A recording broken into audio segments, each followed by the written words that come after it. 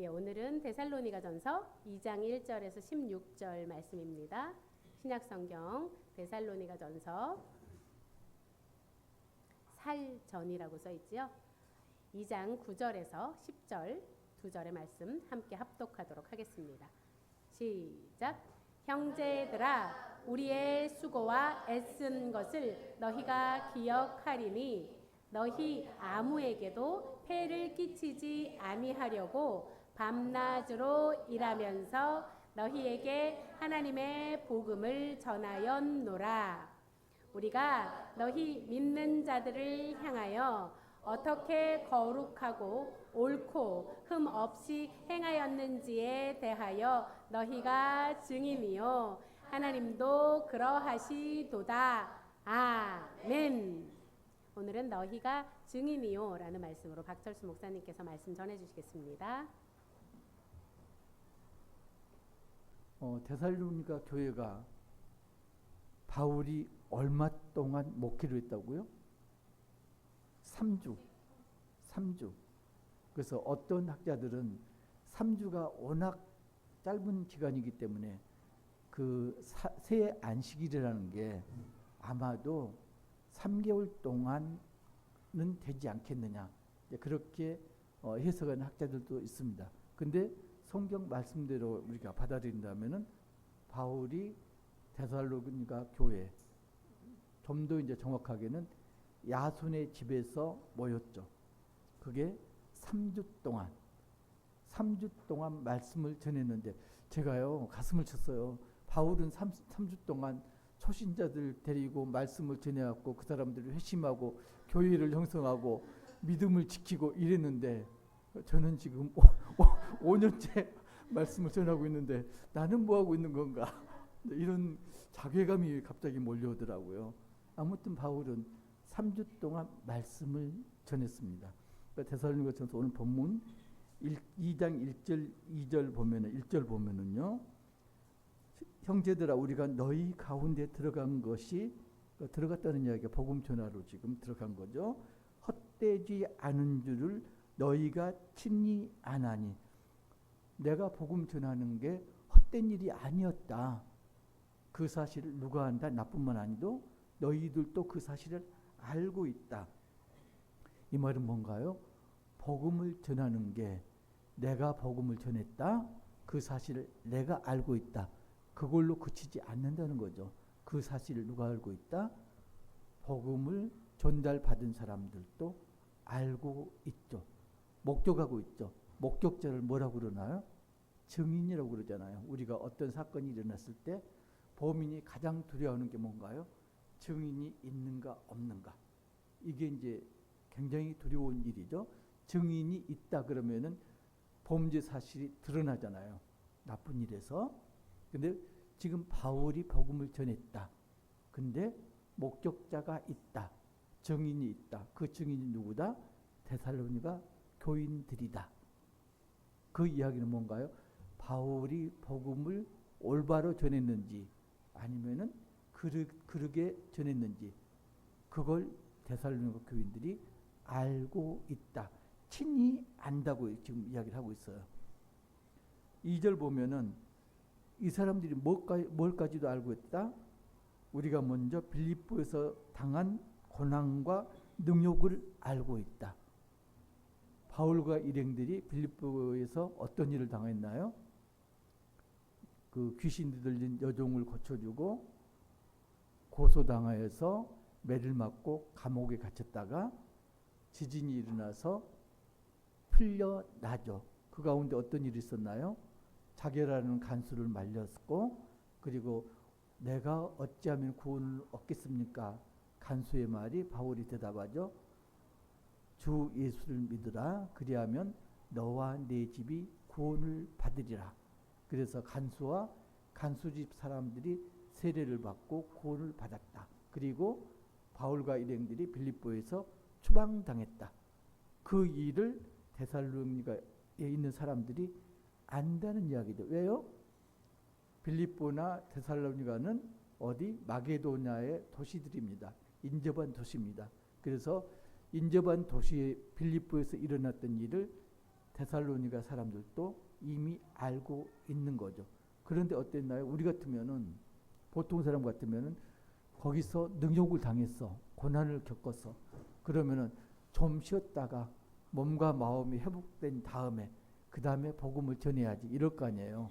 근데 빌립보에서 고난을 당하고 추방당한 다음에 데살로니가에 와갖고 곧바로 복음을 전합니다. 바울이 지금 그러고 있어요. 나 같으면 안 가졌을 것 같아요. 좀 휴식기를 가진 다음에 면마진데 치료되고 그 다음에 마음의 상처가 좀 가라앉은 다음에 그리고 새로운 마음으로 그러면 하나님께서 새로운 힘을 부어 넣어 주실 거야. 그러면 내가 새 힘을 가지고 다시 사역에 임해야지. 아마 그랬을 것 같아요. 근데 바울은 그게 아니고 고난을 당하고 쫓겨왔는데 곧바로 복음을 전했다. 그런데 어떻게 됐나요? 복음 전했는데 다시 핍박을 받죠. 쫓겨납니다. 이 사람들이 어떻게 하나요? 예수를 전하는 걸 유대인들이 견디지를 못합니다. 어떤 걸 못 견뎌요? 예수가 그리스도다. 이걸 견디지를 못합니다. 왜 그랬을까요? 유대인들은 우리만이 택함을 받은 선민이다. 그죠? 이방인들에게 복음을 전하는 건 말도 안 되는 일이다. 게다가 예수가 그리스도다. 하나님의 아들이다. 이러니까 이건 신성모독이다. 어찌 사람이 하나님의 아들이라고 참남되게 칭할 수가 있는가. 이래가지고 신성모독죄를 바울에게 뒤집어 씌웁니다. 그러면 어떻게 될까요? 율법에는 신성모독을 하면은 돌로 쳐 죽여라. 이렇게 되어 있습니다. 그래서 유대인들은 바울을 돌로 쳐 죽이는 것이 자기들의 신앙을 입증하는 방법입니다. 그래서 바울이 복음을 전하는 곳마다 끝까지 쫓아다니면서 바울을 핍박하는 거죠. 이 사람은 자기 잘못이 아니에요. 이 사람들은 자기가 선민이기 때문에 선민된 종의 노릇을 충실히 행하는 거죠. 그래서 바울이 데살로니가에서 베레아로 피신합니다. 그리고 거기까지 쫓아오니까 베레아에서 아덴으로 피신을 했고요. 그리고 고린도에서 목회를 합니다. 이게 이제 지금 2장 1절 2절까지 이야기입니다. 3절 보면은 우리의 권면은 간사함이나 부정하게 난 것이 아니라 속임수로 하는 것도 아니라 오직 하나님께 옳게 여기심을 입어 복음을 위탁받았으니, 이제 오늘 본문에서 가장 중요한 말이 위탁이라는 말입니다. 위탁을 다른 말로 하면은 위촉이나 위임이 되겠죠. 그죠? 하나님의 종은 누구에게 복음을 위탁받았느냐? 하나님께로부터 복음을 위탁받았다. 그러니까 위탁이라는 건요, 우리가 쉽게 위임이라고 생각하면은 위임은 위임을 하는 자가 위임을 받는 자에게 권한을 주는 겁니다. 그죠? 그래서 예를 들면은 대통령은 국민이 권한을 위임한 거죠. 그 권한을 가지고 나라를 통치하는 거고요. 장관들은 대통령이 권한을 위임해서 그 부서의 일을 행하죠. 그잖아요. 그러니까 위임은 그런 겁니다. 옛날에요, 집배원 그 편지 전달해주는 그 우체부라고 그랬잖아요. 집배원이 있어. 집배원은 뭘 위임받았나요? 편지라든가 소포라든가 이런 걸 보낸 사람에게서 받을 사람에게까지 전달해 주는 걸 위임받았죠. 그러면은 우체부 손에 들어있는 그 물건이나 편지는 누구 건가요? 우체부 거 아니에요. 위임을 한 사람 거 아니면은 그걸 받을 사람의 것이죠. 그런데 한 우체부가 실제로 있었던 이야기입니다. 산 넘어 물 건너서 편지 한 통 전하는 게 쉬울까요? 어려울까요? 그때는 자전거를 타고 다니면서 편지를 전했습니다. 한두 번 다니고 매번 그러면 짜증이 나죠. 그래서 머리를 썼습니다. 어떻게 쓸까요? 안전하면 그만이지. 그래서 몇 년 동안 편지를 땅에 묻거나 불태우거나 이랬는데 결국은 들통났습니다. 벌을 받았을까요? 안 받을까요? 그런데요, 그게 우편물에만 그런 일이 일어나는 게 아닙니다. 그런 일이 우리 사회에서 비일비재하게 일어납니다. 특별히 어떤 거? 권력이라든가 돈이 관계되는 그런 환경에서는 이른바 뭐 우리가 그렇죠. 떡값, 급행료, 촌지, 기름값, 말은 많은데 뭐죠? 뇌물. 정치권이라든가 그 다음에 이권이 있는 곳에 뇌물이 성행합니다. 그죠? 그래서 그 A라는 사람이 C라는 사람에게, 그러니까 A보다는 C가 더 권력이 있는 사람이겠죠?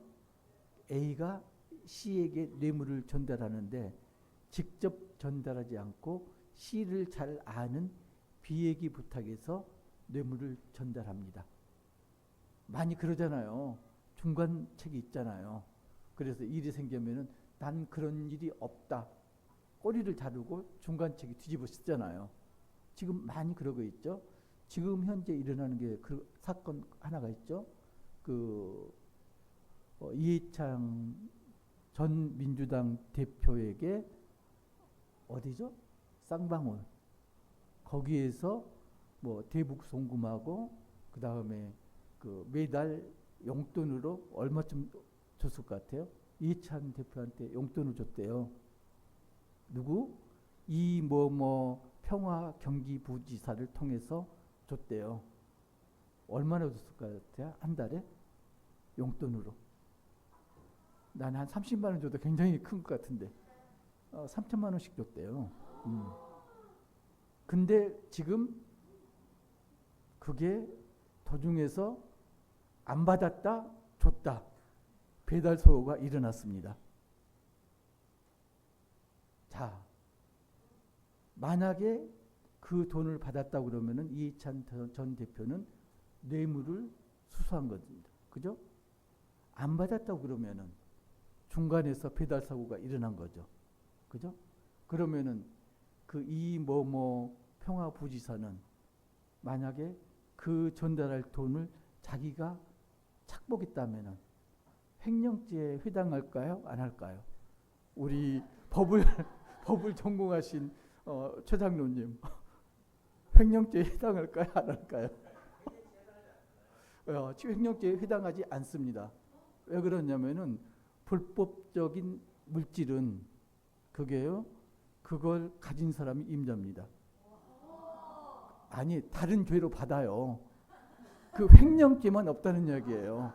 그러니까 도박을 한다든가 이랬을 때 돈을 땄다. 그러면 그 딴 사람 돈이에요. 불법적인 그걸 뭐라고 그러지?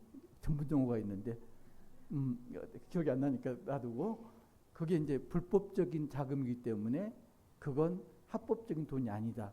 그래서 소유자가 그 주인이에요. 그런 겁니다. 그래서 아무튼 딴 걸로는 처벌을 받아요. 그렇지만은 횡령죄는 성립이 안 된다. 그게 이제 법원의 이야기입니다. 자, 이게 위임을 받았다는 사람들은 이른바 종입니다. 그죠? 종. 그잖아요. 위임한 사람이 주인이고 위임을 받은 사람은 종이죠. 그러면 종은 어떻게 행동해야 되나요?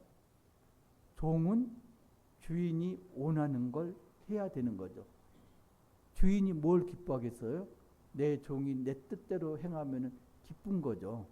근데 지금 사회에 있는 종들은 국민으로부터 권한을 위임받은 종들이 국민을 기쁘게 해야 되는데 지금 그걸 하는 사람이 별로 없는 것 같다. 그건 뭔가요? 종은 두 가지 목적이 있는데 하나는 권한이 있고요. 종에는 위임받은 권한이 있다. 그러면은 그 권한을 남용해서는 안 된다. 그죠? 또 하나는 권한뿐만 아니라 거기에 뭐가 있다? 책임과 의무도 따른다. 책임과 의무가 어떤 거냐면은 증인된 삶이죠. 그걸 살아야 되는데 위임받은 사람들이 고난만 행사하고 그 다음에 책임과 의무, 그러니까 증인된 삶을 살지를 않아서 문제가 되는 거죠. 바울은 어떤가? 3절에서부터 지금 바울의 사역에 대해서 나옵니다. 4절, 오직 하나님께 옳게 여기심을 입어 복음을 위탁받았으니, 그래서 바울의 사역은 누구를 기쁘게 하는 사역이다? 하나님을 기쁘게 하는 사역이다. 3절 보면은 간사함이나 부정에서 난 것도 속임수로 한 것도 이게 누가 하는 건가요? 사람들에게 기쁨을 얻기 위해서 하는 그런 일들이죠. 이 이야기를 쓴 건 왜 그러냐면 바울 당시에 철학자들이라든가 그 다음에 종교 방랑 선생들, 이 사람들이 있었는데 이 사람들은 사람들의 환심을 얻기 위해서 행동을 하고 말을 했다. 지금 대비를 시키는 겁니다. 근데 바울은 그게 아니고 사람이 아니라 하나님을 기쁘시게. 왜? 바울은 하나님께 복음을 위탁받았기 때문에. 그래서 하나님을 기쁘시게 하는 그런 사역을 했다. 그게 12절까지가 쭉 나옵니다. 그래서 고난을 위임받은 사람은 어떻게 해야 되느냐? 그 고난이 내 거라고 생각하면 안 된다. 7절 보면은 우리는 그리스도의 사도로서 마땅히 권위를 주장할 수 있으나, 그죠? 고난을 위임받았으니까 권위를 주장할 수 있으나 안 그랬다는 이야기죠. 그러면 안 된다. 그래서 어떻게 했느냐? 유모가 아이를 기르듯이, 엄마 아빠가 우리 아이를 기르듯이 부모된 심정으로 초신자들, 성도들을 대했다. 그렇게 양육했다. 이 이야기를 하고 있습니다. 8절 보면은 목숨까지도 아끼지 않았다. 왜요? 바울이 왜 그렇게 했을까요? 예수님이 목숨까지도 아끼지 않고 우리를 위해서 십자가에서 돌아가셨기 때문에 바울도 예수님의 본을 받았다. 종이요, 누구를 본받아야 될까요? 주인을 본받아야 되는 거죠. 주인이 롤 모델이에요.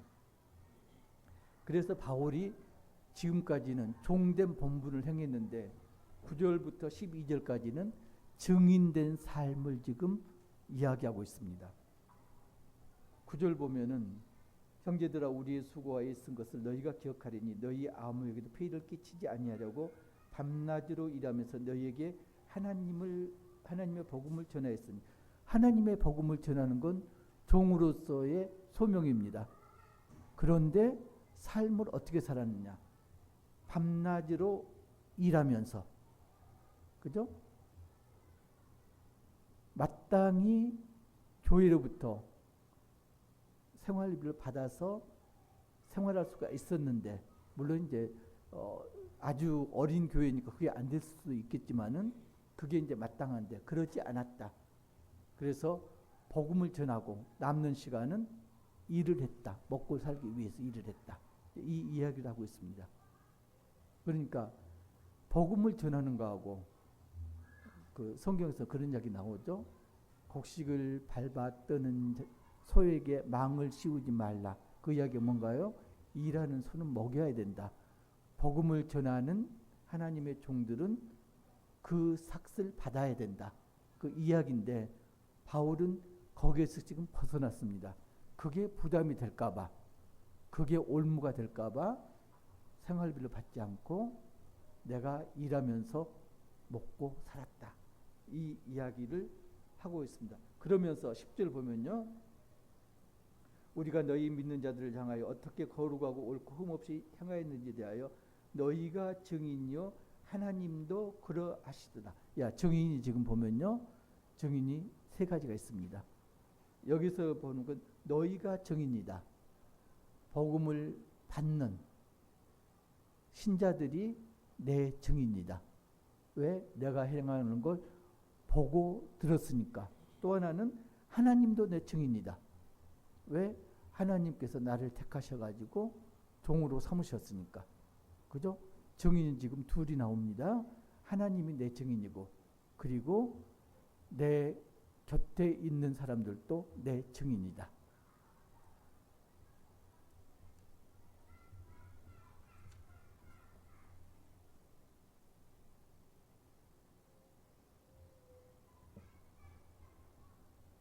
그게 이제 로마서 1장 9절 보면요. 거기도 하나님의 나의 증인이다. 이 말씀이 나오고요. 그 다음에 사도행전 26장 16절 보면은 16절 끝부분 보면은 너로 종과 증인을 삼으려 함이니.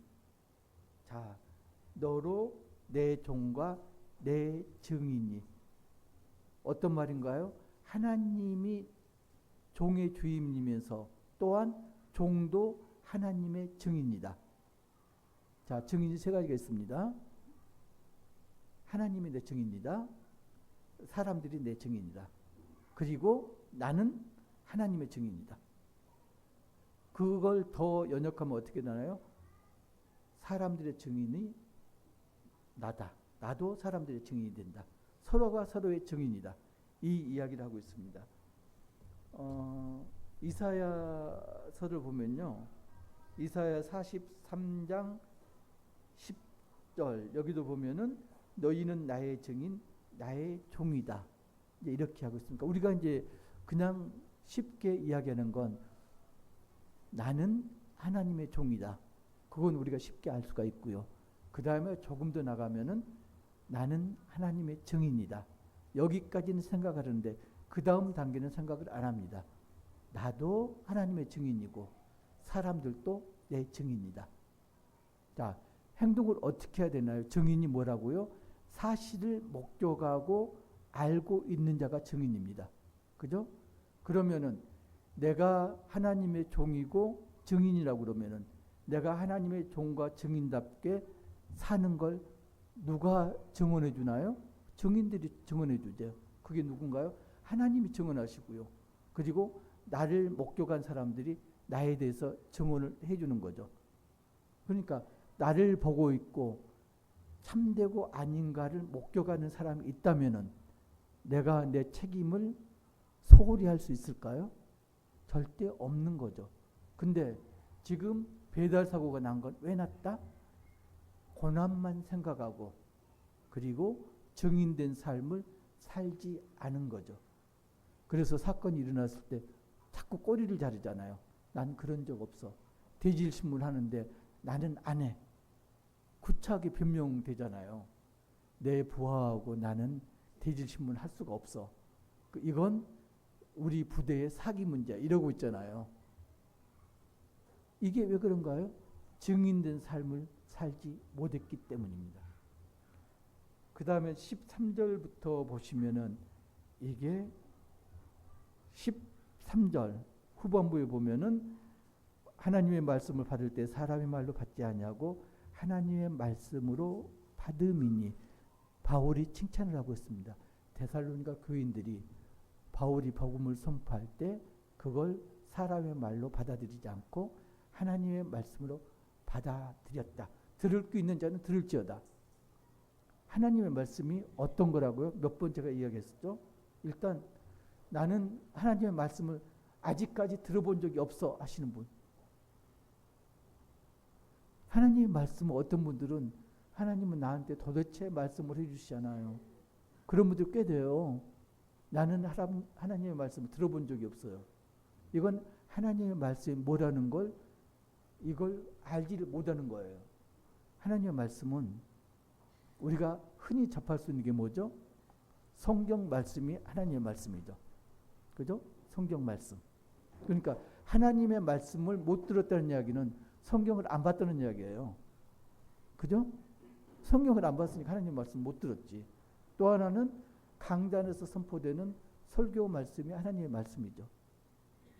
하나님의 말씀 못 들었어. 그건 이 설교 시간에 잠을 잤어. 그거하고 똑같은 거죠.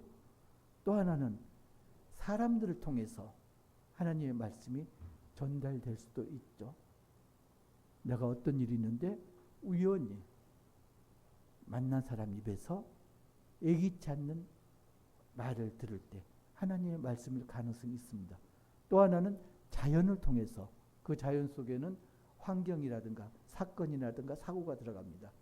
자연을 통해서도 하나님이 말씀을 하십니다. 특별히 이제 다 떠나서 선포되는 말씀만 가지고 이야기한다면은 사람의 입으로 나오는 말이니까 그걸 사람의 말로 받아들이는 사람도 있고 하나님의 말로 받아들이는 사람이 있습니다. 믿지 않는 자들은 사람의 입에서 나왔으니까 사람의 말로 받아들이는 거고요. 믿는 자들은 사람의 입에서 나왔지만 그걸 선포되는 하나님의 말씀으로 받아들이는 거죠. 그런데 유대인들은 바울이 선포하는 복음을 하나님의 말씀이 아니고 사람의 말로 받아들인 거죠. 그래서 사람이 말로 선포되는데 예수를 그리스도라고 그러고 하나님의 아들이라고 그러니까 그걸 사람의 말이니까 신성 모독이다. 이래가지고 지속적으로 핍박을 하는 거죠. 핍박을 하는 건, 핍박을 당하는 건 누구만 당하나요? 복음을 선포하는 자만 핍박을 당하나요? 복음을 받아들여서 신앙생활을 하는 사람들도 마찬가지로 핍박을 당하는 거죠. 그래서 데살로니가 교인들도 핍박을 당하는 거죠. 그게 이제 바울이 표현한 그리스도의 고난에 참여한 거죠. 그걸 데살로니가 교인들이 견뎌내고 있다. 너희 참 잘하고 있다. 너희들이 나중에 재림 때에 그 보답을 받을 거야. 반대로 너희를 핍박하는 유대인들은 심판을 받을 거야. 이 말을 바울이 하고 있습니다. 이걸 좁혀서 가정 생활로 하면요. 물론 이제 정치인들도 고난을 위임받았고 선생들은 부모로부터 아이들을 교육시키도록 고난을 위임받았고, 그죠? 전부 그렇습니다. 부모들은 누구로부터 우리 아이들을 양육시킬 고난을 위임받았나요? 하나님으로부터. 그죠?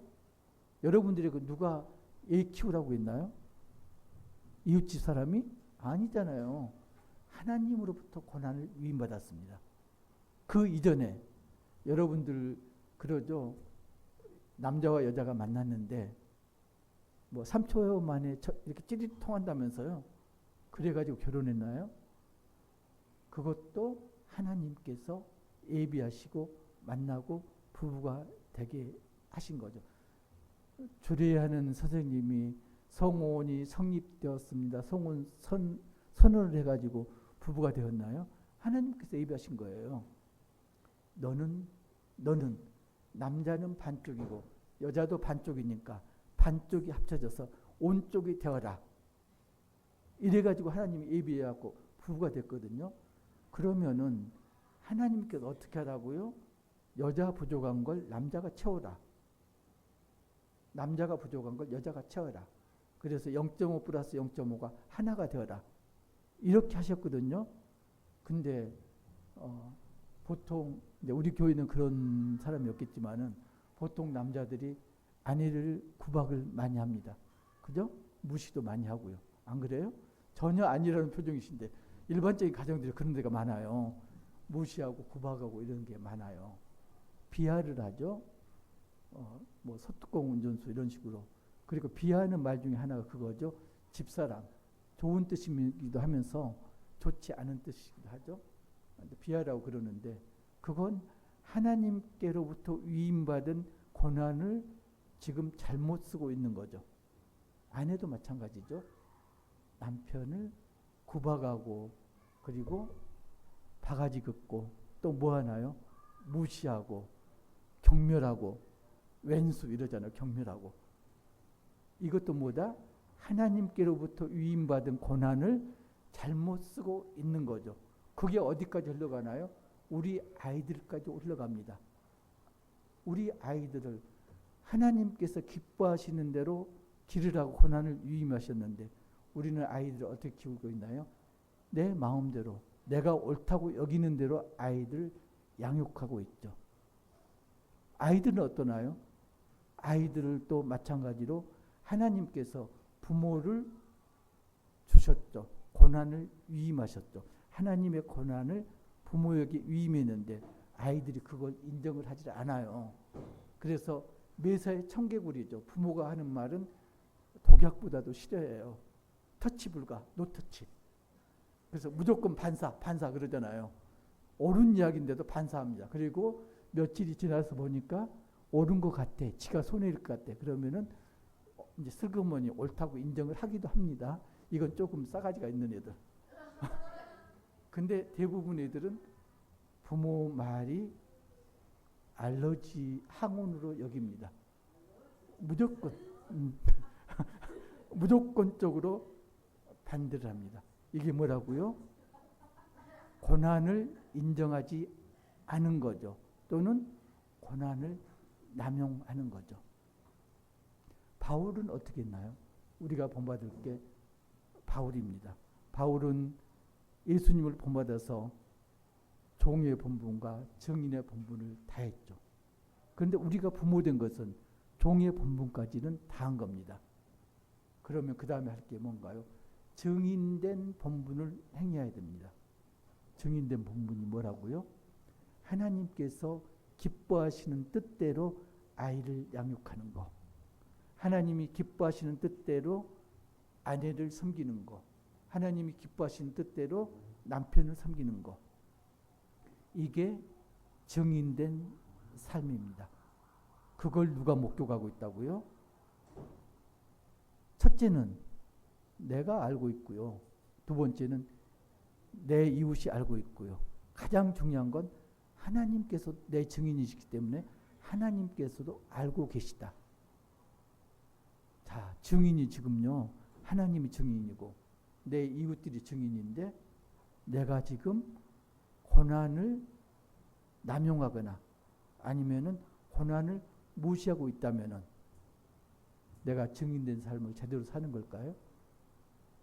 분명히 나중에 예수님에게 꾸중을 들을 겁니다. 너는 종으로의 삶은 살았을지 모르지만은 증인으로의 삶은 제대로 살아내지 못했다. 종도 중요한데요. 특별히 하나님의 종이 중요한데요. 그거 못지않게 중요한 게 뭐다? 증인된 삶을 사는 것. 배달 사고가 일어나는 게 종의 삶은 사는데 증인된 삶을 살지 않았기 때문에 배달 사고가 일어납니다. 우리 삶에서는 배달 사고가 없어야 됩니다.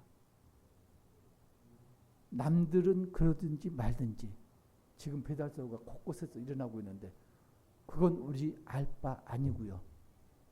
우리의 삶을 그들에게 그들을 증인 삼아서 드러내 줘야 됩니다. 그래서 점차적으로 그 증인들이 하나님의 종이 될 수 있도록 종의 신분이 될 수 있도록 확대시켜가는 게 우리의 역할입니다.